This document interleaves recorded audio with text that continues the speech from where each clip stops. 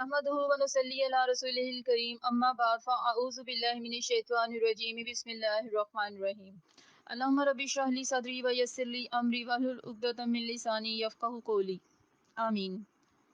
सूरतुल अराफ मुबारका कुरान पाक की तरतीब के लिहाज से 7वीं सूरह मुबारका है और ये सूरह मक्की है और आयात की तादाद 206 है और इसके 24 रुकू हैं। सूरतुल अनाम और सूरतुल आराफ का ज़माना नज़ूल करीब करीब है, यानी हिजरत से पहले मक्की दौर के आखिरी सालों में इसका नज़ूल हुआ।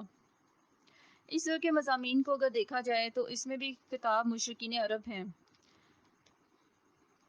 इनके अकायदे बातला की तरदीद, इनकी गलत कारियों का ज़ाला और इस्लाह पर ज़ोर दिया गया है। इस सूरह मुबारका में बताया गया है कि साबिक़ अंबिया इकराम ने जब अपनी अपनी कौमों को तौहीद की दावत दी और इसके लिए नाकाबिल तरदीद दलाइल पेश किए तो इन पर गौर व फिक्र की बजाय इनकी कौमों ने इनका मजाक उड़ाया, इनकी तकज़ीब की। मुतअद्दिद अंबिया इकराम जैसे हज़रत नूह अलैहिस्सलाम, हज़रत हूद अलैहिस्सलाम, हज़रत सालेह अलैहिस्सलाम, हज़रत लूत अलैहिस्सलाम, हज़रत शुएब अलैहिस्सलाम का नाम लेकर उनके अहवाल बयान फरमाए और इनकी कौमों ने जो बुरा सलूक अपने मुखलिस और पाक रहनुमाओं के साथ किया, इसका जिक्र बड़ी फसाहत के साथ किया गया है और इस हकीकत को बताया गया है कि जब मिजाज बिगड़ जाए और फितरत मसख हो जाती है तो इस वक्त हक नज़र नहीं आता।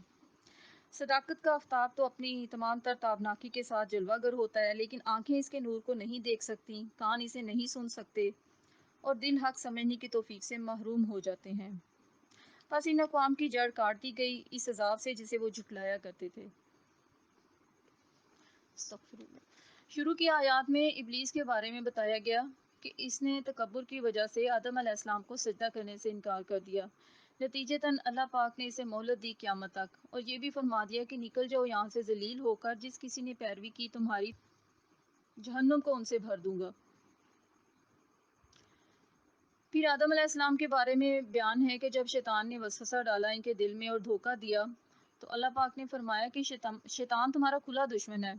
यहाँ हज़रत आदम अलैहिस्सलाम ने दुआ की कि रब्बना ज़लमना अनफुसना, यानी ए हमारे रब हमने जुल्म किया अपनी जानों पर, व इन लम तगफिर लना, और अगर आपने ना बख्शा हमें, व तरहमना, और ना रहम फरमाया हम पर, लनकूनन्ना मिनल खासिरीन, तो हम नुकसान उठाने वालों में से हो जाएंगे। सो अल्लाह पाक ने इनकी तौबा कबूल फरमाई और फरमाया एक मुकर्ररा वक्त तक तुम्हारे लिए ज़मीन में ठिकाना है। फिर लिबास के बारे में फरमाया कि ज़ेब व ज़ीनत का बाइस है और तकवा का लिबास सबसे बेहतर है, और ये भी फरमाया कि खाओ पियो लेकिन हद से ना बढ़ो, यानी वला तसरफू, हद से ना बढ़ो। और जिन्होंने अल्लाह पाक की आयतों की पैरवी की तो ना कोई खौफ होगा इन पर और ना वो गमगीन होंगे, और जिन्होंने जुटलाया तो वो तो दोज़खी हैं। और नेक लोगों को खूबसूरत जन्नतों की बिशारत दी गई। हज़रत मूसा अलैहिस्सलाम और उनकी कौम के बारे में भी अहवाल बयान फरमाया, जिन्होंने बिछड़े को मबूद बना लिया था लेकिन बाद में पशेमान हुए और फिर तौबा की। इसी तरह फिर एक बस्ती का जिक्र फरमाया गया जिसे आजमाया गया था यौम सब्त से, यानी हफ्ते वाले दिन मछलियों के शिकार की ममानियत से, लेकिन जब उन्होंने सरकशी की तो उनको बंदर बना दिया गया। यानी अल्लाह पाक का अज़ाब मुख्तलिफ सूरतों में नाजिल हुआ। अल्लाह पाक ने फरमाया कि जिन्होंने नमाज कायम की और मजबूती से पकड़ा किताब को, यानी इसमें दर्ज अहकाम पर अमल किया, तो इनका अजर ज़ाया नहीं किया जाएगा।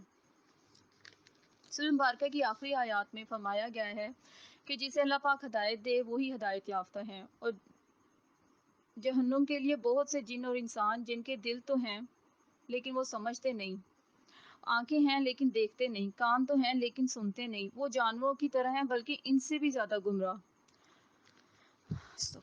और अल्लाह पाक के लिए ही अच्छे अच्छे नाम हैं, तो अल्लाह पाक को याद करो इन अच्छे अच्छे नामों से। आका अलैहिस्सलातु वस्सलाम की उम्मत के बारे में फरमाया गया कि ये एक उम्मत है जो राह दिखाती है हक के साथ और हक के साथ ही अदलो इंसाफ करती है।